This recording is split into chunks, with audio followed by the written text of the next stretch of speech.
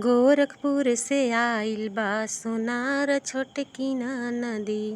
गोरखपुर से आइल बा सोनार छोटकी नदी। हाला भइल सौंसे बाजार छोटकी नदी। हाला भइल सौंसे बाजार छोटकी नदी। टिकावा भलू गढ़ेला टिकुलिया भला गढ़ेला। टिकुलिया भला गढ़ेला हारवा गढ़ेला पतियादार छोटकी नदी। हाला भइल सौंसे बाजार छोटकी नदी। गोरखपुर से आइल बा सोनार छोटकी नदी। चूड़िया भाला गढ़ेला अंगूठिया भाला गढ़ेला। अंगूठिया भाला गढ़ेला कंगना गढ़ेला मीनावादार छोटकी नदी।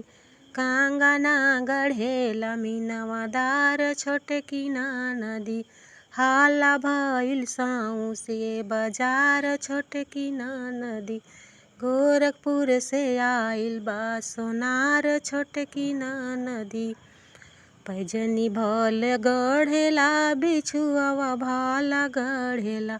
बिछुआवा भाला गढ़ेला पायल गढ़ेला घुघुरुदार छोटकी नदी।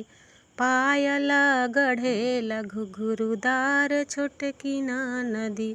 हाला भइल सौंसे बाजार छोटकी नदी। गोरखपुर से आइल बा सोनार छोटकी नदी।